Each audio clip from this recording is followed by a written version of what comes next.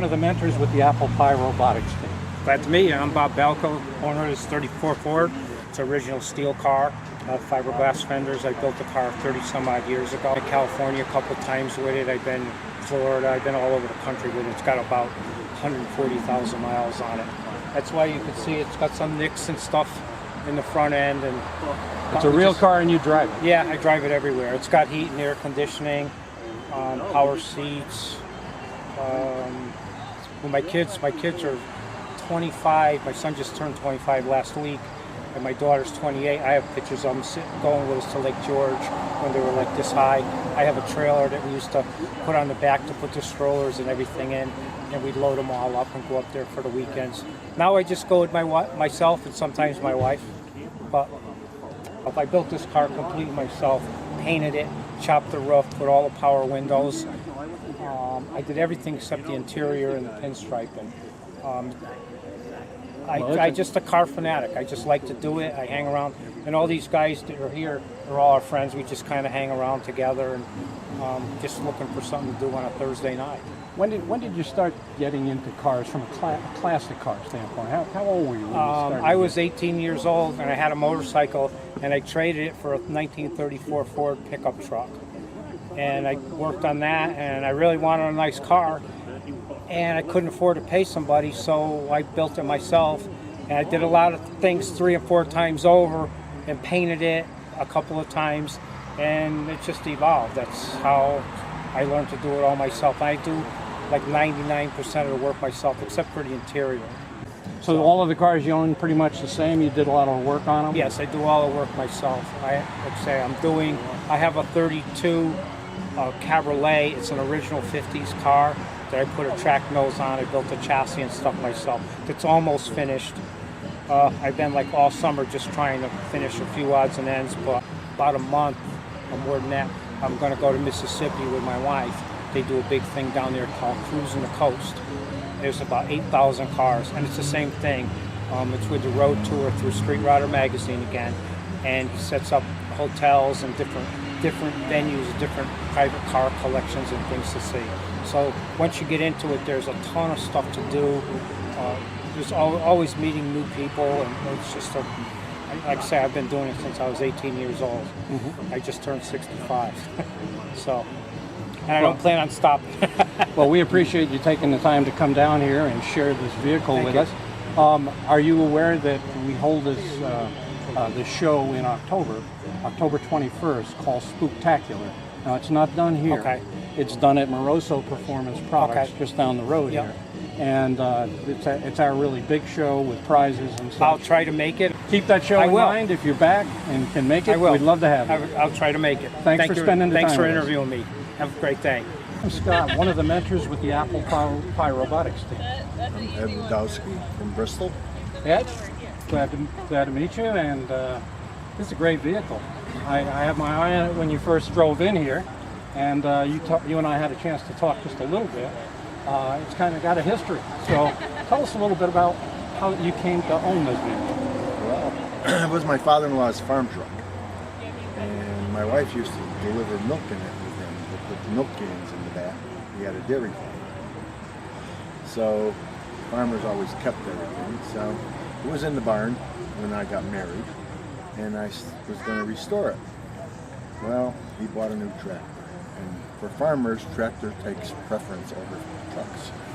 So the truck went out into the middle of the field, stayed there for 35 years. And my wife asked me if I was going to do something, so I said, okay. We winched it out of the muck, the wheels wouldn't even go around, and stripped it right down to the bare frame. I bought parts for 5 years before I started working. Wow. And then once I had all the parts, then I was looking for help. I could do a lot of stuff, but I couldn't do everything. And that's where I met Bobby.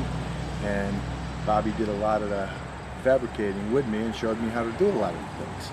And together, we came up with this. We didn't paint it. It was painted. We roughed it all out and got it so the doors worked and the hood worked like it should, and all the gaps were halfway decent, and then we let somebody professional take over. Another guy we knew. you were telling me that this has been in the family since what, 1948? You said? Yeah, probably 1948. 1948. Now, clearly, when this came out of the factory in '48 or so, it didn't have some of the features that you No, it didn't have engineered into this. Didn't have a tilt nose. Tell me And about the tilt nose, because I saw you when Well- you pulled in. That was kind of cool. We welded it together. It's steel. It's not fiberglass. And it's got a screw on the other side. Looks like a hydraulic cylinder, but it actually opens with a screw and closes with a screw. It's a ball screw. Ball That's screw. So yeah, it's a So it's motorized? ball, right? Yes. So that way there, it holds it closed and it holds it open. You don't have to worry about that. We made suicide doors. What do you mean by a suicide door? Tell me about that. The door opens backwards. Okay, The doors didn't open this way. They opened the other way. sure. Convention. So I wanted something different. So we did a few little changes. The wipers used to be up on top. Now they're on the bottom. And before they were vacuum, now they're electric. It's got air conditioning, power brakes, power windows, Overdrive power transmission. steering. So you did all that work Automatic drive between the two? He did a lot. And then I just had the headers coated and I put them on. And I changed the gas tank this year and I put a fuel injection unit in. So it's fuel injected now and I put a bigger tank in with the pump inside the gas tank.